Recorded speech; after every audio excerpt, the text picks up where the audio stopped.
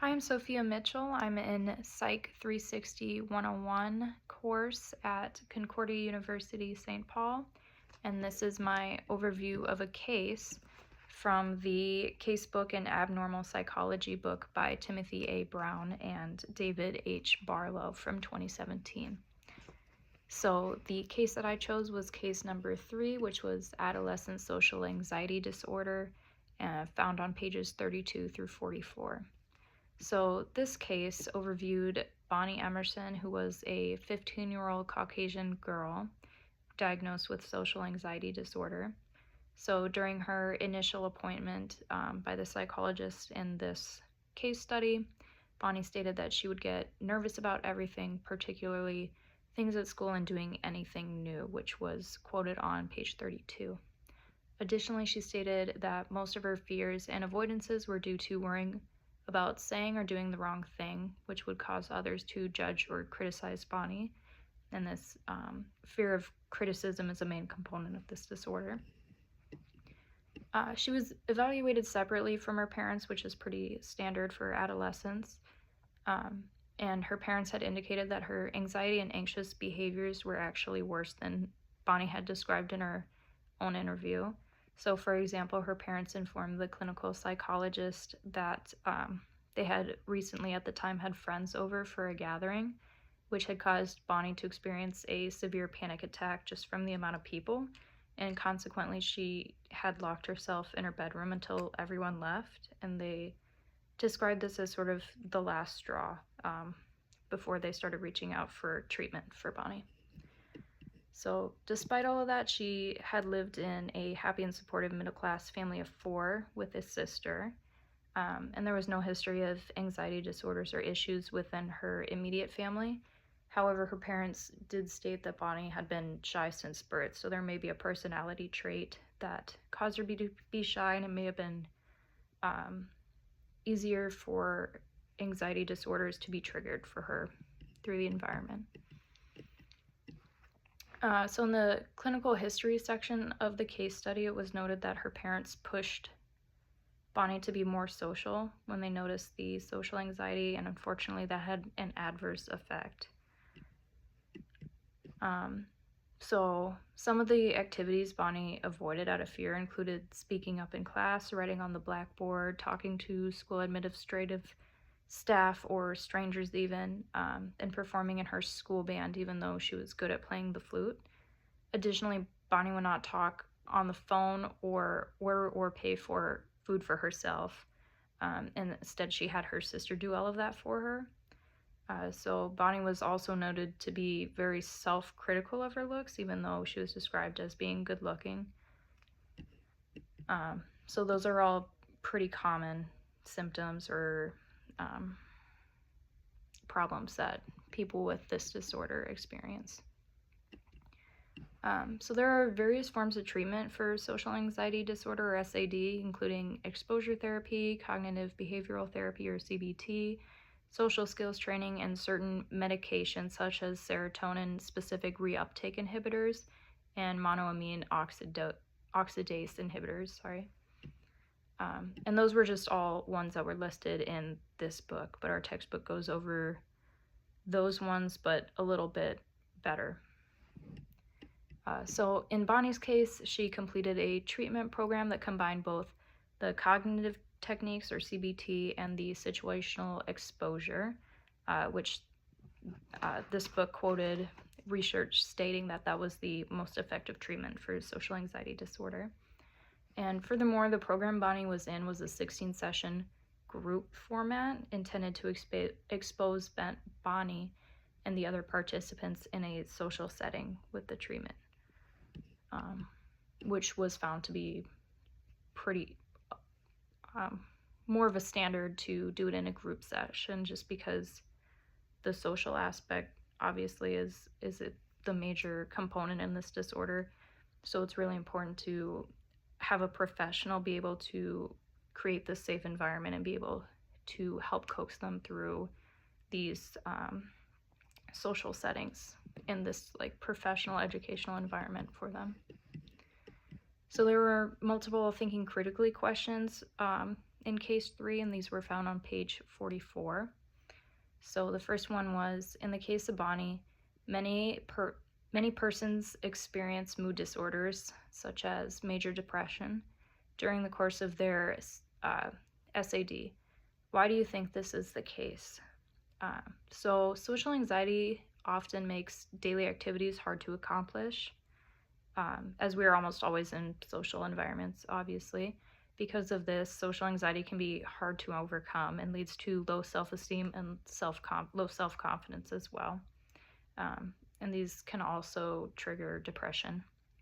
And then with these decreases, there can become a spiral of negative thoughts and behaviors, which may contribute to why people with SAD also experience comorbid mood disorders, such as depression again. So the National Social Anxiety Center from 2016 states avoidance and enduring significant distress in social situations can lead to dissatisfaction with life. So this would also contribute to depression. And then furthermore, the NCAC states that depression develops when hopelessness of overcoming the anxiety sets in.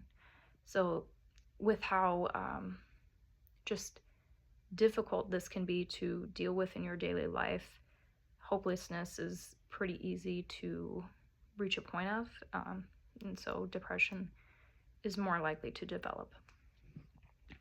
So additionally, our textbook by Barlow and others from 2023, as well as the case study book, discusses how social anxiety disorder can develop due to a true social trauma, and this true traumatic event can also cause additional mood disorders to develop as well. So there's various ways that someone can get social anxiety disorder. That could be just solely genetic components. It could be from an actual trauma, such as the one just mentioned. It could be a combination, just any of those things. So that can also cause additional mood disorders, and that was found in the textbook on page 154. So the second question was, what features of social anxiety disorder are similar to the features and possible risk factors of depression? So the textbook by Barlow and others in 2023 on page 131 states how SAD and depression share similar biological and psychological risk factors that can be inherited from the parents. So some of the similarities to the features of SAD and depression found in the textbook also include feelings of hopelessness, as mentioned, diminished interest or pleasure in activities, significant weight loss when not trying to. This can be similar in anxiety because it's common to be anxious or fearful for the individual to eat in front of others, as opposed to in depression, it could just be to not having an appetite or not having the energy to eat or make food. And Bonnie also had that fear of eating in front of other people. Was actually her major fear that she overcame. Additionally, some symptom similarities could be sleep troubles, fatigue, feelings of worthlessness or inappropriate guilt, and indecisiveness. Okay, and then so the next question is, the next thinking critically question was, like panic disorder, SAD is very prevalent in the general population. Why do you think this is the case? And what factors do you believe are the most important causes of SAD? So because it is very common, many people can inherit the risk factors of SAD from their parents. And growing up, there are a lot of changes, especially in the dynamics of fitting in with peers. That becomes a very important thing around the ages of like 12 or 13, I would say. And I'm sure almost everyone would be able to say that they have been subject to scrutiny or bullying or being ostracized at some point growing up.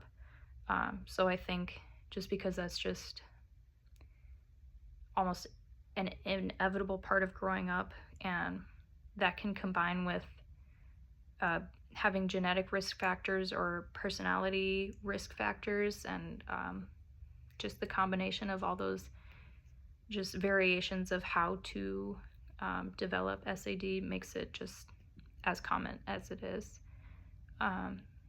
So for those who are predisposed with genetic risk factors, they're just more likely to develop it with the combination of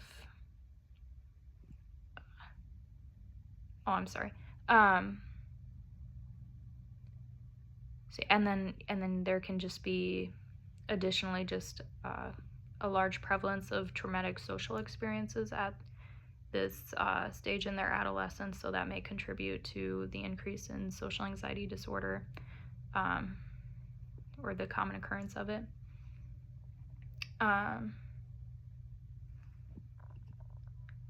So just to sum it, I think that the combination of the genetic factors with these traumatic social events, or like this more self-awareness of yourself in combination with your peers and their thoughts, just are the key factors to why it's so common. Okay, so then the next question was, some degree of shyness or social anxiety is found in most individuals, such as feeling anxious when giving a class presentation, trying to be assertive, or asking someone on a date. What do you think separates normal social anxiety from a DSM-5 diagnosis of SAD? So what I think separates normal social anxiety from a DSM-5 diagnosis of SAD is the persistence of anxiety across daily activities that significantly impairs their quality of life. So I think it obviously is completely normal to be nervous for a big exam, or going on a first date, or presenting in front of a class. However, with support, most individuals without this disorder will be able to get through these things relatively well without fear, which the fear is the main component of the disorder. And they generally won't be avoidant of these activities in the future. Whereas someone with SAD will be fearful of certain social situations, which could include those that I just listed that a shy person may also be nervous for, but it could also include someone with SAD being fearful or avoidant of simple social encounters, such as eating in front of others like Bonnie, or even using the bathroom, just really small things, talking on the phone, something like that, that shouldn't make someone fearful. So this fear causes the individual to avoid these situations completely, or may completely complete these situations with fear or anxiety that is very extreme. So I think this just chronic fear to social situations, minor or major, is a major separation. Okay, and then the last question that I have is, Bonnie received group treatment for social anxiety. What are the advantages and disadvantages of group treatment versus individual treatment as an intervention of SAD? So there's a lot of advantages, and I talked about a little bit in the beginning, but some of the advantages of group treatment, as discussed in Bonnie's case, includes being able to add the main component of this disorder, the social aspect, to the treatment plan, like directly. This can be a huge advantage because social interactions in the group are supervised and coached by clinical psychologists or professionals within the psychology field, as I mentioned earlier. However, group treatment may be more generalized, and individuals may not get as much time to address their personal issues they have, which would be a disadvantage. If they were to receive individual treatment, the psychologist would be most likely able to directly address the specific concerns of that specific patient and cater the treatment plan more effectively to their own target behaviors and problem areas. However, with that said, since the social aspect is the largest component of this disorder, utilizing exposure therapy in a safe environment through group therapy, I think, could be a big factor in successfully reaching treatment goals for patients with SID.